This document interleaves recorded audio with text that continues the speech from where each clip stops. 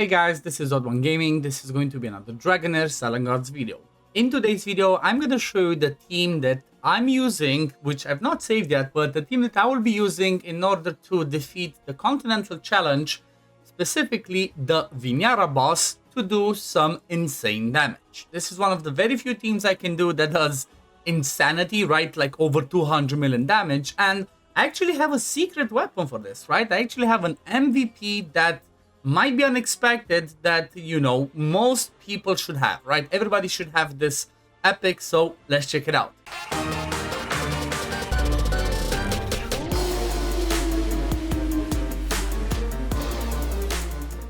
So first of all, let's go over, I guess, the boss and what it actually does. So let's check over here. Let me see. Yep, there we go.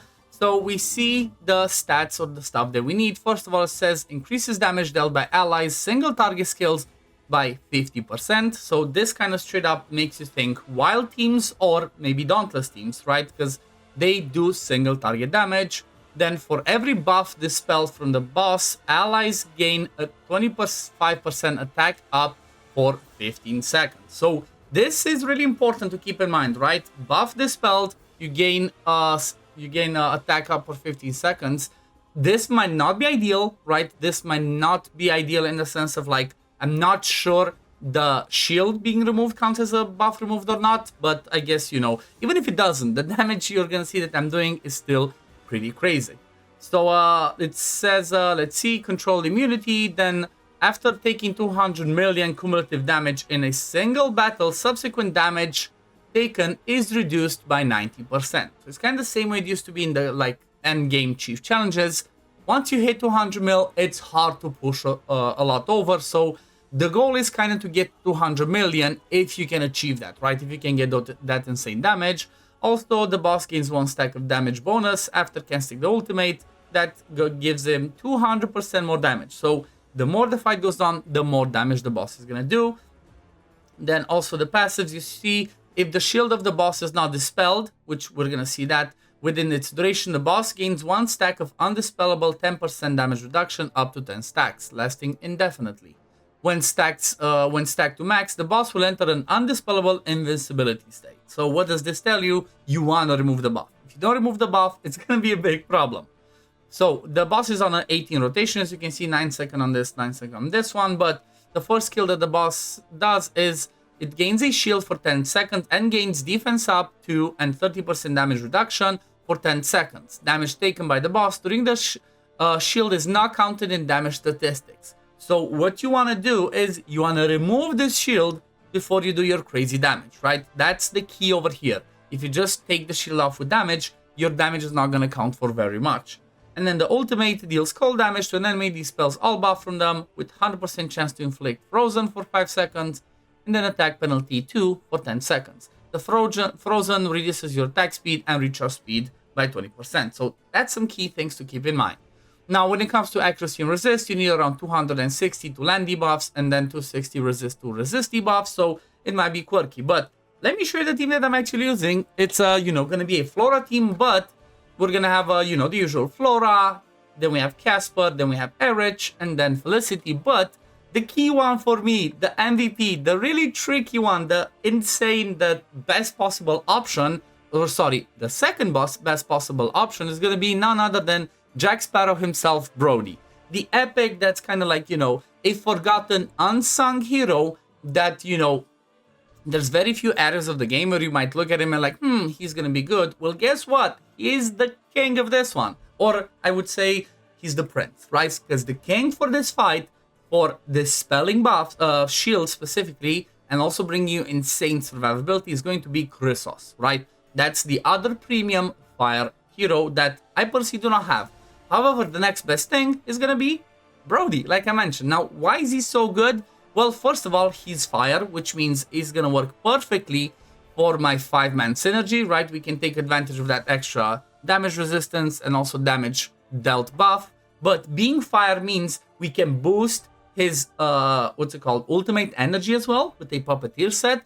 But the key things that he brings are the following. The passive, when an enemy obtains a shield, the hero also gains a shield, which equals to 50% of the enemy shield, up to 80% of the hero's max HP. that shield is massive that the boss gets, so he's gonna get an insane shield himself.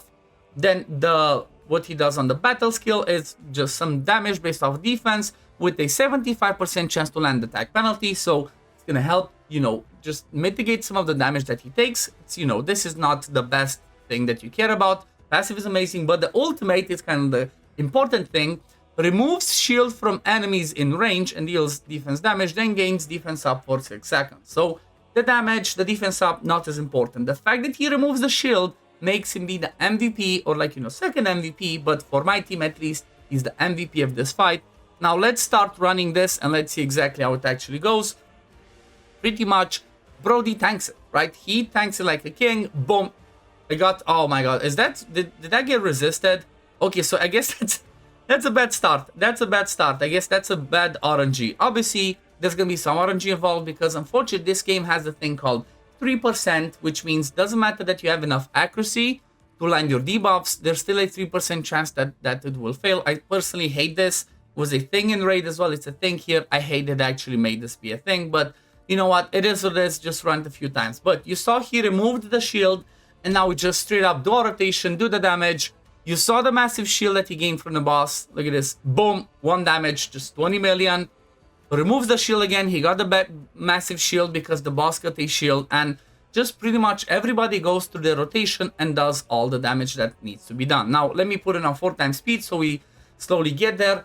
The cool thing is, because of the way that his kit works, because of the way that I managed to get the timings and all of that, I actually survived the whole fight. Unless there's like, you know, some really bad RNG towards the end where Brody dies a little bit early, I do survive the whole duration of the fight. I can do the best possible damage that I can, and it's a thing of beauty, right? Like, I could barely reach around 200 million, I think, initially, and then obviously, like we read at the beginning, everything that goes over 200 million is reduced by 90%. So anything else that you can squeeze to min-max in there is gonna be amazing, right? That's what I've been doing. I've been trying to push to squeeze to get as much possible damage that I can over that 200 million, so I get, you know, the best damage, so I can try and compete a bit. It's gonna be hard to get in like top 50 or whatever, because, you know, there's gonna be Krakens, high spenders that have more inspirations and stuff than me, but still, I'm trying, because this is the fun in Dragonheir, right? Trying to compete with, you know, other people, since this is season based and all that. But you can see we're like 2 minutes in, we're still doing okay. Brody does still good. He's a king. Look at that. He still survives. And yeah, it's a pretty fun team. It's gonna be a pretty fun result, as you're gonna see. Now, one thing that you do want to keep in mind is this is, you know, not specific. I mean, to be fair, I could call it a guide, right? If you just pull everything, but I'm not gonna say it's like, oh, free to play friendly, because you know what? If you're somebody that never spent, that just started playing, and you don't have the Felicity, you don't have the Caspers and stuff, you might not be able to hit as high damage as I'm doing. But you know what? It's if you've been saving your summons and you've been doing your summons the way that I kind of kept recommending to everybody, mostly on the Flora banner, then you should maybe be able to get this, right? Get that easy 200 million at least. And you know, it's a fun one. But one key thing as well that's going to be really important to keep in mind is the builds are going to be important, the timings are going to be important, like everything's going to be pretty specific, right? You're going to see that everything you're going to see around here is going to be pretty specific. And look at this, the damage that I did was 225 million, right? Again, keep in mind, everything over 200 million is lower, right? Everything over 200 million is just capped at like 90% of damage. But still, MVP damage, of course, Flora, then Casper with a bit of damage, then barely anything Felicity, Erich, and then Brody, not much. It's all about the Flora show, right? How much damage can she do? But you have to do it in a smart way. So let's actually look at the skill timings, because they're going to be really important. And then same thing with the builds, they're going to be really important. So skill timings are as follows. Felicity. Now, we know that in Vortex, we let Felicity full YOLO. We go the same thing with, you know, go with the Dolphus, let the Dolphus full YOLO. Well, this one did not work as well. I tried to let Felicity full YOLO. My damage was a lot worse. I didn't even hit 200 million with letting Felicity go full YOLO. So the way that I did it is I made sure that Felicity went after Flora and after Casper. Because, you know what? We need those extra wild procs from her ultimate. And then at the same time, we want to have that the defense penalty for Casper's ultimate and for Flora's ultimate when that explodes, right? That's really important. Also, you're going to see everybody's on an 18-second recast for their ultimate, and that's gonna happen because of the Puppeteer set that you will see I will have on somebody.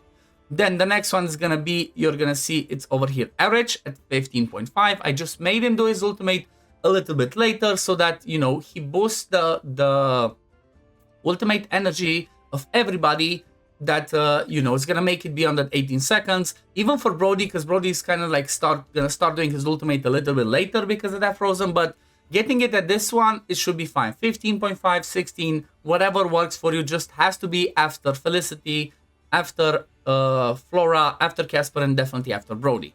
Flora goes at 14, then every 18 seconds. Casper at 14.2, then every 18 seconds. And then Brody at 10 seconds. Now, why is this important to do like this? Well, the key thing that I noticed that, again, I've not tested this thousands of hours, but I did test this for a few hours, and at least specifically for Flora, the 14 seconds is kind of the best one. You don't want to do it earlier because of the fact that the boss, as I showed earlier, right? Let me check the boss's skill again. The boss does this, right? At 9 seconds, which kind of lands actually at the 10-second mark, it puts that defense up and damage reduction up for 10 seconds. And I'm not removing buffs. If you add Chrysos, I think Chrysos removes buffs as well. You could do it earlier. But because I don't have Chrysos and Brody doesn't remove buffs, just removes shields, you don't want Flora's ultimate, right? The Pillar of Fire, you don't want that to explode while damage reduction and defense up is on. So let's calculate. For example, the boss is at, let's say she puts this, because it says at 9 seconds, but doesn't land exactly at 9. Let's say she puts that at like 10 seconds. You need to leave that 10 seconds to be able for this to fall off before Flora's ultimate explodes.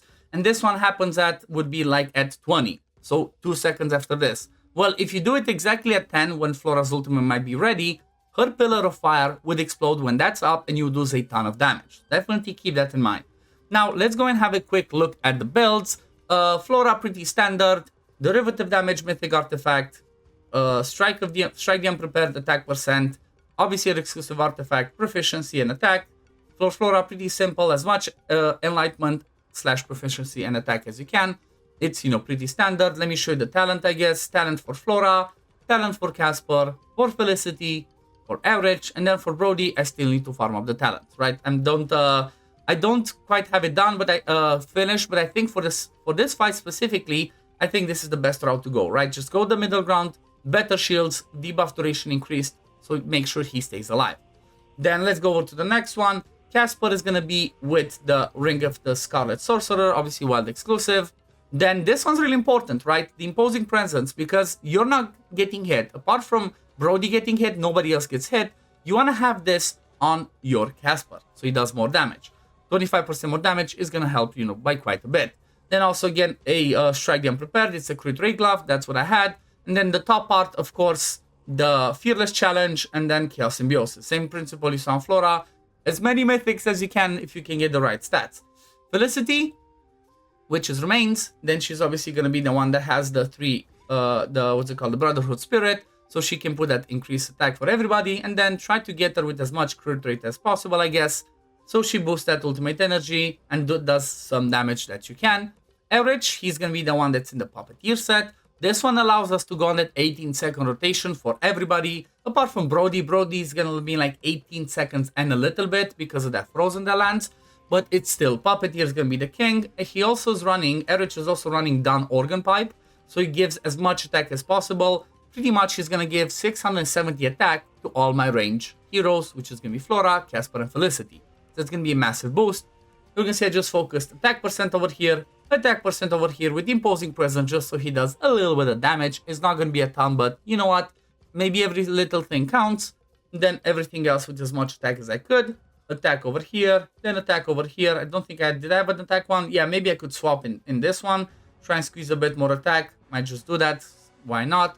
And then if you look at Brody now, Brody is a bit quirky and you definitely want to try and get like close to the ideal build that you get on him. So first of all, if you have the maxed out accuracy in the Elemental Affinity, you're going to need 210 accuracy on him to make sure he's going to land his debuffs and remove the shield. Otherwise, make sure you get 260 accuracy.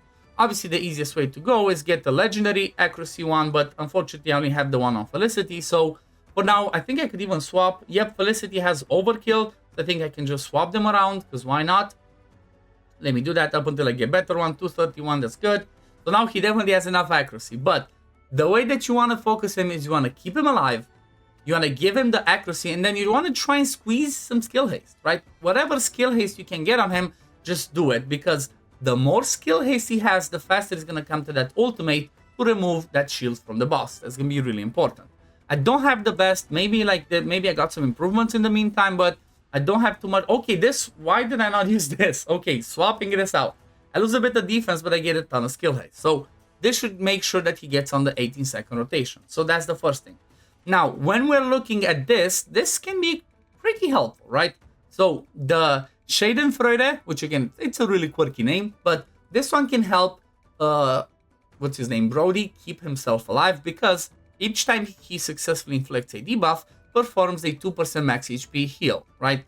Well, guess what? He does have that attack penalty on the battle skill. So every 10 seconds, he can heal by 2%. That can be really huge. That can help keep him alive. Obviously, I went with accuracy on this one because I was really low on accuracy, but now if I can get something better, even though, you know what, I'm not going to change it because he survived. But if he cannot survive, then, you know, try and go with HP or defense percent with some accuracy. That would be, you know, good, as long as you keep the accuracy that you need. You see, I lose too much, so I'm not going to be swapping it. It works for now. Then the other set that I actually used on him was the, what's it called? The Radiance of the Blue Oak. Two reasons. Reason number one, he gains extra skill haste, he gains extra defense. And reason number two, once you get towards the end of the fight, if it looks tricky and looks like he might die, he's going to be able to recover a little bit of his HP with this one, right? When the HP drops to 25%, gains recovery over time for 10 seconds, healing by 80% of his defense. So you want to try and squeeze as much defense as possibly can. So that was, again, maybe another mistake for me.